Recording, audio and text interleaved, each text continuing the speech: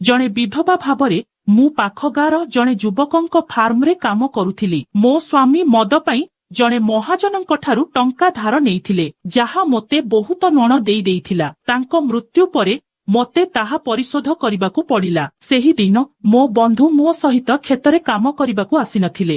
ଯୁବକ ମାଲିକ ଏବଂ ମୁଁ ଦୁହେଁ କ୍ଷେତରେ କାମ କରୁଥିଲୁ। ସେହିଦିନ ଅପରାହ୍ନରେ ଆମେ ଏକାଠି ବସି ମଧ୍ୟାହ୍ନ ଭୋଜନ କରୁଥିଲୁ। ସେ ମୋତେ ଚାହିଁ ରହିଲେ। ରାତ୍ରି ଭୋଜନ ପରେ ଯେତେବେଳେ ଆମେ କିଛି ସମୟ ବିଶ୍ରାମ ନେଉଥିଲୁ, ସେ ମୋର କୋମଳ ହାତକୁ ତାଙ୍କ ହାତରେ ନେଲେ ଏବଂ ଏହା ପରେ ଏହା ଘଟିଲା।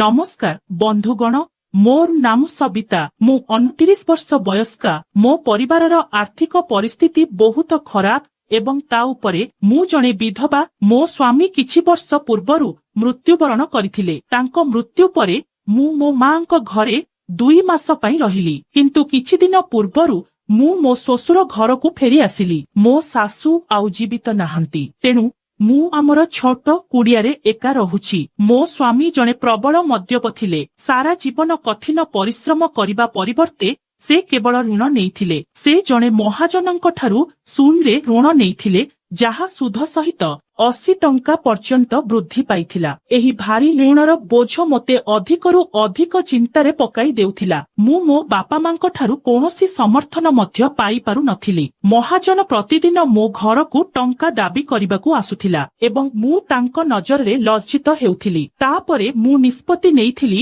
ଯେ ଯାହା ହେଉନା କାହିଁକି ମୋତେ କାମ ଖୋଜିବାକୁ ପଡ଼ିବ। କିନ୍ତୁ ମୁଁ ଏକ ଛୋଟ ଗାଁରେ ରହୁଥିଲି। ପାଖରେ କୌଣସି କାରଖାନା କିମ୍ବା ସହର ନଥିଲା। ଚାକିରି ଖୋଜିବା ପ୍ରାୟ ଅସମ୍ଭବ ଥିଲା। ତଥାପି ମୁଁ ନିଷ୍ପତ୍ତି ନେଇଥିଲି ଯେ ଯଦି ମୁଁ ମୋର ଭୋକ ମେଣ୍ଟାବାକୁ ଚାହୁଁଛି, ତେବେ ମୁଁ ଯେ କୌଣସି କାମ କରିବି। ମୋ ପଡ଼ୋଶୀରେ ମୋର ବୟସର ଜଣେ ବନ୍ଧୁ ରହୁଥିଲେ, ଯିଏ କ୍ଷେତରେ ଘାସ କାମ କରୁଥିଲେ। ଗୋଟିଏ ସନ୍ଧ୍ୟାରେ ସେ ମୋ ଘରକୁ ଆସି ପଚାରିଲେ ମୁଁ କିପରି ଅଛି। ଆମ କଥାବାର୍ତ୍ତା ସମୟରେ ମୁଁ ମୋର ହୃଦୟର ଯନ୍ତ୍ରଣା ବାଣ୍ଟିଲି। ମୋତେ କାମର ଅତ୍ୟନ୍ତ ଆବଶ୍ୟକତା ଅଛି।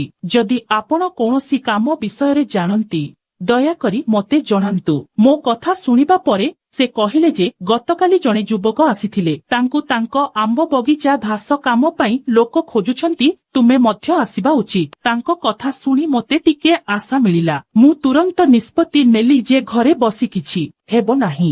ଯଦି ମୁଁ ବଞ୍ଚିବାକୁ ଚାହୁଁଛି, ମୋତେ କାମ କରିବାକୁ ପଡ଼ିବ। ପରଦିନ ସକାଳ ପ୍ରାୟ 10ଟାରେ ମୁଁ ଏବଂ ମୋର ବନ୍ଧୁ ଏକାଠି ଫାର୍ମରେ ପହଞ୍ଚିଲୁ। ଆମେ ଫାର୍ମ ମାଲିକଙ୍କୁ ଭେଟିଲୁ। ସେ ଜଣେ ସରଳ ଚାଷୀ ଥିଲେ, କିନ୍ତୁ ତାଙ୍କ ମୁହଁରେ ତାଙ୍କର କଠିନ ପରିଶ୍ରମ ସ୍ପଷ୍ଟ ଭାବରେ ଦେଖାଯାଉଥିଲା। ସେ କେବଳ ଆଦେଶ ଦେଉଥିବା ବ୍ୟକ୍ତି ନଥିଲେ, ସେ ନଈ ପଡ଼ି ଆମ ସହିତ କାମ କରୁଥିଲେ। ମୋ ବନ୍ଧୁ ଆମ ସହିତ ପରିଚୟ କରାଇଲେ। ଏ ହେଉଛନ୍ତି ସମୀର, ମୋ ଫାର୍ମ ମାଲିକ, ଏବଂ ଏ ହେଉଛନ୍ତି ମୋର ବନ୍ଧୁ ସବିତା। ସମୀର ବହୁତ ସୁନ୍ଦର ଥିଲା, ହୁଏତ ମୋଠାରୁ 1 କି 2 ବର୍ଷ ବଡ଼, କିନ୍ତୁ ତାଙ୍କ ମୁହଁରେ ଏକ ଅନନ୍ୟ ଆକର୍ଷଣ ଥିଲା। ମୁଁ ବେଳେବେଳେ ତାଙ୍କ ଆଡ଼କୁ ଚାହିଁଥିଲି ଏବଂ ମୁଁ ଅନୁଭବ କରୁଥିଲି ଯେ ତାଙ୍କର ଦୃଷ୍ଟି ମୋ ଆଡ଼କୁ ଘୁଞ୍ଚି ଯାଉଛି। କିନ୍ତୁ ଯେହେତୁ ମୁଁ ନୂଆ ଥିଲି, ମୁଁ ଅଧିକ କଥା ହେଉନଥିଲି। ମୋର ବନ୍ଧୁ ତାଙ୍କୁ ପୂର୍ବରୁ ଜାଣିଥିଲା, ତେଣୁ ସେ ତାଙ୍କ ସହିତ ମଜା କରୁଥିଲା। ଆମେ 3 ଜଣ କାମରେ ବ୍ୟସ୍ତ ଥିଲୁ ଏବଂ ଧୀରେ ଧୀରେ ଅପରାହ୍ନ ହୋଇଗଲା। କ୍ଷେତ ମଝିରେ ଏକ ପୁରୁଣା ତେନ୍ତୁଳି ଗଛ ଥିଲା। ସମସ୍ତେ ତା ତଳେ ବସି ଖାଇବା ଆରମ୍ଭ କଲେ। ସମୀର ତାଙ୍କ ଲଞ୍ଚ ବାକ୍ସ ବାହାର କଲେ। ମୁଁ ଏବଂ ମୋର ବନ୍ଧୁ ମଧ୍ୟ ଆମର ଖାଦ୍ୟ ଖୋଲିଲୁ। ଆମେ ଆମର ଖାଦ୍ୟ ବାଣ୍ଟିଲୁ। ଖାଇବା ସମୟରେ ମୋର ବନ୍ଧୁ ହଠାତ୍ ସମୀରକୁ କହିଲା, ସମୀର, ମୁଁ ବର୍ଷ ବର୍ଷ ଧରି ତୁମ ଫାର୍ମକୁ ଆସୁଛି, କିନ୍ତୁ ଏବେ ତୁମେ ବିବାହ କରିବା ଉଚିତ, ଯାହାଦ୍ୱାରା ତୁମ ସ୍ତ୍ରୀ ତୁମକୁ କ୍ଷେତରେ ସାହାଯ୍ୟ କରିପାରିବ। ଆମକୁ ତୁମକୁ ବାରମ୍ବାର ଡାକିବାକୁ ପଡ଼ିବ ନାହିଁ। ଏହା ଶୁଣି ସମୀର ଟିକେ ହସିଲା। ସେ ଟିକେ ଲାଜ ହୋଇଗଲା ଏବଂ ତାପରେ ମୋ ଆଡ଼କୁ ଚାହିଁ କହିଲା, ହଁ ମୁଁ ଝିଅ ଖୋଜୁଛି, କିନ୍ତୁ ମୋର ଚାକିରି ନଥିବାରୁ କେହି ରାଜି ହେଉନାହାନ୍ତି। ଏହା ଶୁଣି ମୋର ହୃଦୟ ସ୍ପନ୍ଦନ ଛାଡ଼ିଗଲା। ତାଙ୍କ ମୁହଁରେ ସରଳତା, କଠିନ ପରିଶ୍ରମୀ ସ୍ୱଭାବ ଏବଂ ନମ୍ରତା ମୋତେ ଗଭୀର ଭାବରେ ସ୍ପର୍ଶ କଲା। ଆମର ଭୋଜନ ଶେଷ କରିବା ପରେ ଆମେ ସମସ୍ତେ ଗଛ ତଳେ କିଛି ସମୟ ବିଶ୍ରାମ ନେଲୁ ଏବଂ ତାପରେ ପ୍ରାୟ ଅପରାହ୍ନ 2ଟାରେ ଆମେ ପୁଣି କାମ ଆରମ୍ଭ କଲୁ। ସମୀର ଆମ ସହିତ କାଦୁଅରେ ଘୋଡ଼ାଇ ହୋଇ ଝାଳରେ ବୁଡ଼ି କାମ କରୁଥିଲେ। ତଥାପି ତାଙ୍କ କଠିନ ପରିଶ୍ରମରେ ଏକ ସତ୍ୟତା ସ୍ପଷ୍ଟ ଥିଲା। ମୁଁ ତାଙ୍କର ପ୍ରତ୍ୟେକ ହାବଭାବ ଅନୁଭବ କରିପାରୁଥିଲି। ତାଙ୍କ ପାଖରେ ରହିବା ଦ୍ୱାରା ମୁଁ ସୁରକ୍ଷାର ଏକ ଅଦ୍ଭୁତ ଭାବନା ଅନୁଭବ କରୁଥିଲି, ଯେପରି ମୋର ଭଙ୍ଗା ଜୀବନରେ କିଛି ଶାନ୍ତି ଫେରିଆସିଛି। ମୁଁ ଅନୁଭବ କଲି ଯେ ହୁଏତ ଭଗବାନ ଏହି ଯୁବକକୁ ମୋର ଦୁଃଖ ଦୂର କରିବାରେ ସାହାଯ୍ୟ କରିବା ପାଇଁ ମୋ ଭାଗ୍ୟରେ ପଠାଇଛନ୍ତି। କ୍ଷେତରେ ଥିବା ଆମ୍ବ ସୁନ୍ଦର ଥିଲା, କିଛି ଲାଲ ରଙ୍ଗର ଚମକୁଥିଲା। ପ୍ରାୟ 4ଟା ବେଳେ ଆମେ ବସି ପାଣି ପିଉଥିବା ବେଳେ ସମୀର 3ଟି ଆମ୍ବ ଛିଣ୍ଡାଇଲା। ସେ ଗୋଟିଏ ମୋ ବନ୍ଧୁକୁ, ଗୋଟିଏ ନିଜ ପାଇଁ ଏବଂ ଗୋଟିଏ ମୋତେ ଦେଇଥିଲା। ଆମେ 3 ଜଣ ପାଖରେ ବସି ଖାଇବା ଆରମ୍ଭ କରିଥିଲୁ। ଯେତେବେଳେ ମୁଁ ଲାଲ ଆମ୍ବ ଖାଇଲି, ସେମାନଙ୍କର ରସ ମୋ ଓଠରେ ଛିଟିକି ପଡ଼ିଲା। ମୋ ଲାଲ ଓଠରେ ଚମକୁଥିବା ଆମ୍ବ ରଙ୍ଗ ଦେଖି ସମୀର କିଛି ସମୟ ପାଇଁ ମୋ ଆଡ଼କୁ ଚାହିଁ ରହିଲା। ତାଙ୍କ ଆଖିରେ କିଛି ଥିଲା ଯାହା ମୋ ହୃଦୟକୁ ଆନ୍ଦୋଳିତ କଲା, ଯେପରି ମୋ ନିର୍ଜନ ଜୀବନରେ ଏକ ନୂତନ କାହାଣୀ ଆରମ୍ଭ ହେଉଛି। ଆମ୍ବ ଏତେ ମିଠା ଏବଂ ରସାଳ ଥିଲା। ସେଗୁଡ଼ିକୁ ଖାଇ ମୁଁ ଆନନ୍ଦରେ ଭରିଗଲି। ତାପରେ ସମୀର ହସି ପଚାରିଲା, ତୁମର ବନ୍ଧୁ ଆଜି ଏତେ ନୀରବ କାହିଁକି? ସେ ରାଗିଛି କି? ତାପରେ ମୋର ବନ୍ଧୁ ସମୀରକୁ ମୋ ବିଷୟରେ ସବୁ କିଛି କହିଲା। ସେ ଜଣେ ବିଧବା। ତାଙ୍କ ସ୍ୱାମୀ କିଛି ମାସ ପୂର୍ବରୁ ମୃତ୍ୟୁବରଣ କରିଥିଲେ ଏବଂ ସେ କିଛି ଋଣ ନେଇଥିଲେ। ଏହା ଶୁଣି ସମୀର ମୋତେ ଗମ୍ଭୀରତାର ସହିତ ଚାହିଁଲା। ତାପରେ ମୁଁ କହିବା ଆରମ୍ଭ କଲି, ମୋ ସ୍ୱାମୀ ଜଣେ ଗମ୍ଭୀର ମଦ୍ୟପ ଥିଲେ। ସେ ଜୁଆ ଖେଳିଥିଲେ। ଏହି କାରଣରୁ ସେ ଧୀରେ ଧୀରେ ମହାଜନଙ୍କ ଠାରୁ ଟଙ୍କା ଋଣ ନେଇଥିଲେ ଏବଂ ଋଣ ବଢ଼ିବାରେ ଲାଗିଲା। ଏହା ସରିଗଲା। ଏବେ ମୁଁ ସେହି ଋଣ ପରିଶୋଧ କରିବା ପାଇଁ କାମ କରୁଛି। ମୁଁ ଯାହା କରିପାରିବି ଧୀରେ ଧୀରେ ସଞ୍ଚୟ କରିବି। ସମୀର ଆଶ୍ଚର୍ଯ୍ୟ ହୋଇ ପଚାରିଲା, ତୁମର କେତେ ଋଣ ଅଛି? ମୁଁ କହିଲି, 80,000। ଏହା ଶୁଣି ସେ ଆଖି ବିସ୍ତାର କଲେ। ତାପରେ ଧୀରେ କହିଲେ, ସବୁ କିଛି ଠିକ ହୋଇଯିବ ସବିତା, ଅଧିକ ଚିନ୍ତା କର ନାହିଁ, କାମ କର। ସବୁ କିଛି ଧୀରେ ଧୀରେ ଠିକ ହୋଇଯିବ। ତାଙ୍କ କଥା ଶୁଣି ମୁଁ ଏକ ଅଜଣା ଆଶ୍ୱସ୍ତି ଅନୁଭବ କଲି ଏବଂ ତାପରେ ଆମେ ଦୁହେଁ କାମକୁ ଫେରିଗଲୁ। ପ୍ରାୟ ସନ୍ଧ୍ୟା 5ଟାରେ କାମ ଶେଷ ହେଲା। ମୁଁ ଏବଂ ମୋର ବନ୍ଧୁ ଘରକୁ ଫେରିଲୁ। ଆମ ଶରୀର କଠିନ ଦିନର ପରିଶ୍ରମରୁ କ୍ଳାନ୍ତ ହୋଇଯାଇଥିଲା ଏବଂ ଆମେ ଶୋଇବା ମାତ୍ରେ ଶୋଇପଡ଼ିଲୁ। ପରଦିନ ସକାଳେ ମୁଁ ପୁଣି ସମୀରର ଫାର୍ମକୁ ଗଲି। ମୁଁ କାମରେ ଅଭ୍ୟସ୍ତ ହେବାକୁ ଲାଗିଲି। ମୁଁ ସେଠାରେ ଥିଲି। 4 ଦିନ ବିତିଗଲା, କିନ୍ତୁ ଆଜି ମୋ ବନ୍ଧୁ ସୁସ୍ଥ ନଥିବାରୁ ସେ ଆସିନଥିଲା। ତେଣୁ ମୁଁ ଏକା ଫାର୍ମକୁ ଗଲି। ପ୍ରଥମେ ସେଠାରେ କେହି ନଥିଲେ, ତେଣୁ ମୁଁ ନିଜେ କାମ କରିବାକୁ ଲାଗିଲି। କିଛି ସମୟ ପରେ ସମୀର ଆସି ପଚାରିଲା, ତୁମର ବନ୍ଧୁ ଆସିନାହିଁ? ମୁଁ କହିଲି, ନା, ସେ ଭଲ ଅନୁଭବ କରୁନାହିଁ। ସେ କେବଳ କହିଲେ, ଠିକ ଅଛି ଏବଂ ତାପରେ ମୋ ସହିତ କାମ କରିବାକୁ ଫେରିଗଲା। ମୁଁ ବହୁତ କଥାବାର୍ତ୍ତା କରୁନଥିଲି, କିନ୍ତୁ ସମୀର ଜଣେ ଭଲ କଥାବାର୍ତ୍ତାକାରୀ ଥିଲେ। ମୁଁ ତାଙ୍କ କଥା ଶୁଣିବାକୁ ଭଲ ପାଉଥିଲି। ତାଙ୍କ କଥାରେ ସରଳତା ଏବଂ ତାଙ୍କ କଠିନ ପରିଶ୍ରମରେ ସଚ୍ଚୋଟତା ଥିଲା। ଖୋଳିବା ସମୟରେ ହଠାତ୍ ମାଟିର ଏକ ଛୋଟ ଗାତରୁ ଏକ ମୂଷା ବାହାରି ଆସିଲା। ମୁଁ ଭୟଭୀତ ହୋଇଗଲି ଏବଂ ଅନିଚ୍ଛାକୃତ ଭାବରେ ସମୀରଙ୍କ ବାହୁରେ ପଶିଗଲି। କିଛି ସମୟ ପରେ ମୁଁ ମୋର ଭୁଲ ବୁଝିପାରିଲି। ମୁଁ ଲଜ୍ଜାରେ ଲାଲ ହୋଇଗଲି ଏବଂ ଧୀରେ ଧୀରେ ତାଙ୍କ ବାହୁରୁ ଖସି ଆସି କାମ କରିବାକୁ ଆରମ୍ଭ କଲି। ସମୀର ମୋତେ ଚାହିଁ ରହିଲା, ହସୁଥିଲା। ତାଙ୍କ ହସରେ ଏକ ନିଜର ଭାବନା ଥିଲା। ଏଥିରେ କୌଣସି କ୍ଷତି ନଥିଲା। ସେହି ଅପରାହ୍ନରେ ଆମେ ପୁରୁଣା ତେନ୍ତୁଳି ଗଛ ତଳେ ପୁଣି ଖାଇବାକୁ ବସିଲୁ। ଗଛଟି ବିରାଟ ଥିଲା ଏବଂ ଏହାର ଘନ ଛାଇ ବହୁତ ଥଣ୍ଡା ଲାଗୁଥିଲା। ଖାଇବା ପରେ ମୁଁ ଗଭୀର ଚିନ୍ତାରେ ହଜିଯାଇ କିଛି ସମୟ ପାଇଁ ଗଛକୁ ଚାହିଁ ରହିଲି। ତାପରେ ସମୀର ଧୀରେ କହିଲା, ସବିତା, ସମ୍ପୂର୍ଣ୍ଣ ଏକା ରୁହ ନାହିଁ। ଏକାକିତା ଦୁଃଖକୁ ବଢାଏ। ମୁଁ ତାଙ୍କୁ ଚାହିଁ କହିଲି, ଏବେ ଲାଗୁଛି ଜୀବନର କୌଣସି ଅର୍ଥ ନାହିଁ। ସମୀରଙ୍କ ଆଖିରେ ଗଭୀର ସହାନୁଭୂତି ଥିଲା। ତାଙ୍କ କଥାରେ ସତ୍ୟତା ଥିଲା। ଏହା ଏପରି ଥିଲା ଯେପରି କେହି ମୋର ଭଙ୍ଗା ହୃଦୟରେ ମାଲମ ଲଗାଇ ଦେଇଛି। ତାଙ୍କ ସହିତ ବିତାଇଥିବା ଏହି ମୁହୂର୍ତ୍ତଗୁଡ଼ିକ ମୋର ଚିନ୍ତାଗ୍ରସ୍ତ ଦିନଗୁଡ଼ିକ ଟିକେ ଆରାମ ଦେଉଥିଲା। ତାଙ୍କର ସାଥ, ତାଙ୍କ କଥା, ତାଙ୍କ ସାହାଯ୍ୟ ସବୁକିଛି ମୋତେ ଅନୁଭବ କରାଉଥିଲା ଯେ ହୁଏତ ଏହି ଦୁନିଆରେ କେହି ଅଛନ୍ତି ଯିଏ କୌଣସି ସ୍ୱାର୍ଥପର ଉଦ୍ଦେଶ୍ୟ ବିନା ମୋର ଯନ୍ତ୍ରଣା ବୁଝିପାରିବେ। ମୁଁ ଏକା ଥିଲି, ମୋର କେହି ନଥିଲେ ଏବଂ ଏକା ରହିବା କେତେ କଷ୍ଟକର ମୁଁ ପ୍ରତିଦିନ ଏହା ଅନୁଭବ କରୁଥିଲି। ମହାଜନ ପ୍ରତିଦିନ ମୋ ଘରକୁ ଆସି ଟଙ୍କା ଦାବି କରୁଥିଲେ। କେତେବେଳେ ଧମକ ଦେଉଥିଲେ, କେତେବେଳେ ମୋ ଉପରେ ଜୋର କରିବାକୁ ଚେଷ୍ଟା କରୁଥିଲେ। ମୋତେ ଏହା ବହୁତ ଖରାପ ଲାଗିଲା। ସମୀର ଏସବୁ ବିଷୟରେ ଜାଣିବା ପରେ ସେ କ୍ରୋଧିତ ହୋଇ କହିଲେ, ସବିତା, ଯଦି ସେ ପୁଣି ତୁମକୁ ହଇରାଣ କରେ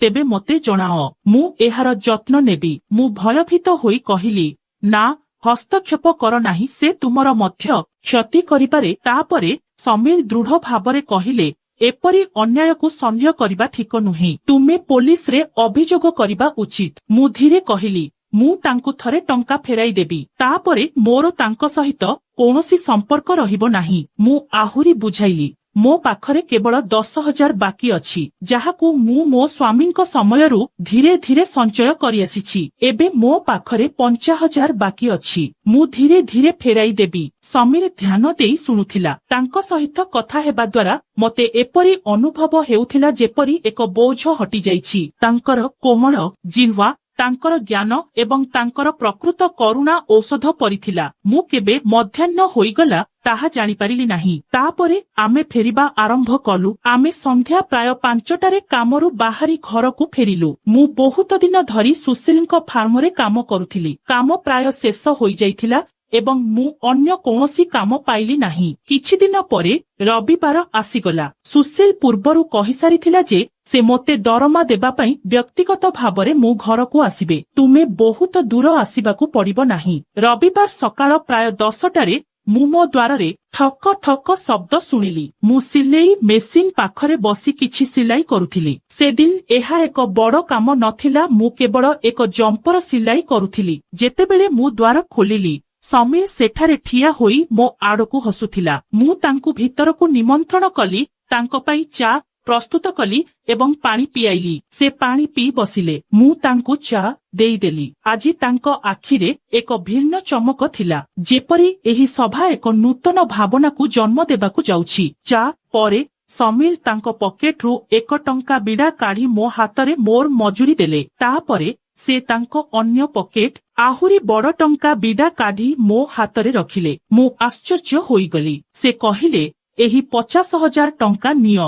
ସବିତା, ଯାଅ ଏବଂ ସେହି ମହାଜନର ଋଣ ପରିଶୋଧ କର।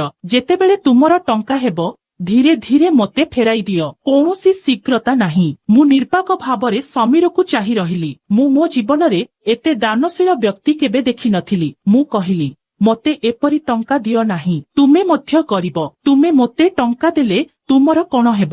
ସେ ହସି ହସି ଶାନ୍ତ ଭାବରେ କହିଲେ, ହଁ, ମୁଁ ଗରିବ, କିନ୍ତୁ ମୋତେ ଏବେ ଟଙ୍କାର ଆବଶ୍ୟକତା ନାହିଁ। ତୁମେ ନିଶ୍ଚୟ କର। ତୁମେ ଅନ୍ୟ ଦିନ ମୋତେ କହିଥିଲେ ଯେ ମହାଜନ ତୁମକୁ ହଇରାଣ କରେ। ସେହି କଥାଟି ମୋ ହୃଦୟକୁ ଛୁଇଁଲା। ତାପରେ କିଛି ସମୟ ନୀରବତା ପରେ ସେ ଧୀରେ ଧୀରେ କହିଲେ, ସବିତା, ତୁମେ ଏବେ ବି ଯୁବତୀ। ତୁମେ ବହୁତ ସୁନ୍ଦର। ଏପରି ଏକା ରହିବା ଠିକ୍ ନୁହେଁ। ତୁମକୁ ପୁଣି ବିବାହ କରିବା ଉଚିତ। ମୁଁ ସାମାନ୍ୟ ହସି କହିଲି, ଏବେ ମୋତେ କିଏ ବିବାହ କରିବ? ତାପରେ ସମୀର ମୋ ଆଖିକୁ ଗଭୀର ଭାବରେ ଚାହିଁ କହିଲା, ତୁମେ ବହୁତ ସୁନ୍ଦର, ଏତେ ସଚ୍ଚୋଟ ଯେ କେହି ତୁମକୁ ବିବାହ କରିବ। ତାଙ୍କ କଥା ଶୁଣି ମୋ ହୃଦୟ ମଧ୍ୟ ସ୍ପନ୍ଦନ ଛାଡ଼ିଗଲା। ମୁଁ ତାଙ୍କ ଆଖିକୁ ଚାହିଁ ରହିଲି। ଆମର ଦୃଷ୍ଟି ପରସ୍ପର ଭିତରେ ହଜିଗଲା। ସେହି ମୁହୂର୍ତ୍ତରେ ଆମର ଆଖି ସବୁକିଛି କହିଦେଲା, ଯାହା ଶବ୍ଦରେ ପ୍ରକାଶ କରାଯାଇ ପାରିବ ନାହିଁ। ତାଙ୍କ କଥା ପ୍ରେମ ପରିଥିଲା। ଏହା ଏକ ସ୍ୱୀକାରୋକ୍ତି ଥିଲା। ମୋର ଓଠ ଧୀରେ ଧୀରେ ତାଙ୍କ ପାଖକୁ ଆସିଲା, କିନ୍ତୁ ହଠାତ୍ ମୁଁ ମୋ ଚେତା ଫେରି ଆସିଲି ଏବଂ ପଛକୁ ଟାଣି ନେଲି। ମୁଁ ଲାଜରେ କହିଲି, ମୁଁ ଶୀଘ୍ର ତୁମର ଟଙ୍କା ଫେରାଇ ଦେବି। ସମୀର ହସିଲା। ସେ ମୋ ଆଡ଼କୁ ଚାହିଁଲେ ଏବଂ ମୁଁ ପଛକୁ ହସି ମୋ ଦୃଷ୍ଟିକୁ ତଳକୁ କରିଦେଲି। କିଛି ମୁହୂର୍ତ୍ତ ପରେ ସେ ଉଠି ଚାଲିଗଲେ, କିନ୍ତୁ ସେହି ଶବ୍ଦଗୁଡ଼ିକ ଏବଂ ତାଙ୍କ ଆଖିରେ ଥିବା ପ୍ରକୃତ ଭାବନା ମୋ ହୃଦୟରେ ଏକ ନୂତନ ଆଶା ଜାଗ୍ରତ କଲା। ସେହିଦିନ ଅପରାହ୍ନରେ ମୁଁ ମହାଜନ ଘରକୁ ଯାଇ ସୁଧ ସହିତ ସମ୍ପୂର୍ଣ୍ଣ ଋଣ ପରିଶୋଧ କଲି। ମୁଁ ସେହି ଭାରି ଋଣରୁ ମୁକ୍ତି ପାଇଲି। କିନ୍ତୁ ଏବେ ମୋତେ ସମୀର ମୋତେ ଯେଉଁ 50,000 ଋଣ ଦେଇଥିଲେ, ତାହା ଫେରାଇବାକୁ ପଡ଼ିଲା। ମୁଁ ଗୋଟିଏ କାମ କରି ପ୍ରତି ମାସରେ ଫେରାଇବାକୁ ସଂକଳ୍ପ କଲି। ପରବର୍ତ୍ତୀ 2 ଦିନ ଏହିପରି ବିତିଗଲା। ତୃତୀୟ ଦିନ ସମୀର ପୁଣି ମୋ ଘରକୁ ଆସି କହିଲା, ସବିତା, କାମ ଆଉ ମାତ୍ର 2 ଦିନ ବାକି ଅଛି। ତୁମେ ଆସିବ କି? ମୁଁ କିଛି ସମୟ ଭାବିଲି, ତାପରେ ହସି ହମ କହିଲି। ପରଦିନ ମୁଁ ପୁଣି ତାଙ୍କ ଫାର୍ମକୁ ଗଲି। ସମୀର ବହୁତ ଖୁସି ଦେଖାଯାଉଥିଲା ଏବଂ ତାଙ୍କ ମୁହଁ ମୋ ମନରେ ଝଲସି ଉଠିଥିଲା। ତାଙ୍କ କଥା, ତାଙ୍କ ଆଖିରେ ସ୍ନେହ, ତାଙ୍କ ହାବଭାବ ସବୁକିଛି ମୋ ହୃଦୟରେ ସ୍ଥିର ହୋଇଯାଇଥିଲା। ସେଦିନ କ୍ଷେତରେ କାମ କରିବା ସମୟରେ ଆମର ଆଖି ଅନେକ ଥର ମିଶିଥିଲା, ଯେପରି ଆମର ହୃଦୟ ଏକ ଅକଥିତ କଥାବାର୍ତ୍ତା କରୁଥିଲା। ସେହିଦିନ ଅପରାହ୍ନରେ आमे मध्याह्न भोजन खाइबा पई एकाठी बसिथिलु। समीरर आखि मो उपरे थिला एवं मु तांको प्रेमपूर्ण भावनारे हजि जाइथिली। तांकर प्रकृत स्नेह मते भितरु तरळी देला। रात्रि भोजन परे आमे पुणी एकाठी बसिलु एवं से मोते तांको घर विषय कहिबाकू लागिले। आम कथाबार्तारे से हठात मोर कोमल हाथकू तांको हातरे धरिले। सेही मुहूर्तटी मो पाई बहुत स्वतंत्र थिला। आमर आखि पुणी परस्पर सहित कथा हेला। सेही मुहूर्तरे से मो हातरे एक हालुका चुंबन देले एवं कहिले, सबिता आमे प्रथम थर भेटिबा दिनठारु मु तुमको भल पाउछि। तुमे मो सहित कथा हेबा आरंभ करिबा दिनठारु मु तुमको प्रेम करिसारिछि। मु तुमको विवाह करिबाकू चाहुछि। तांको कथारे मु आश्चर्य होइगली। मु कहिली, समीर तुमे जान मु जणे विधवा। गाँ लोके कौन कहिबे? तुमे युवक एवं तुमे मोठारु अधिक सुंदर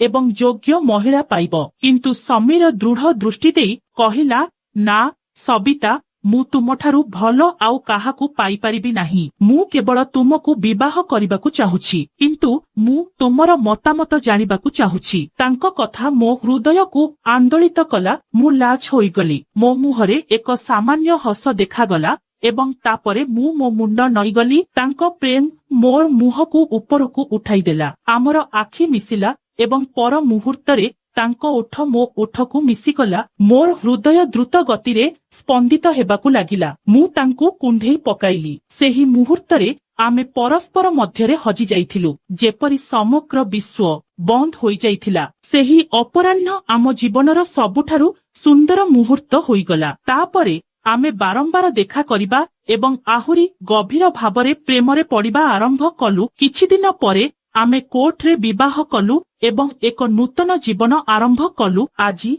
समीर एवं मु बहुत खुशी। आमर प्रेम प्रतिदिन मजबूत हेउछि। बंधुगण तुमे कौन भाबुछ जे समीर मते विवाह करिबारे ठीक थिला कि भूल? दयाकरी मंतव्य तुमर उत्तर शेयर कर। जदि तुमे समीर एवं मो मध्यरे एही प्रेम कहानी उपभोग करिछ तेबे वीडियो को लाइक शेयर एवं चैनल को सब्सक्राइब करंतु।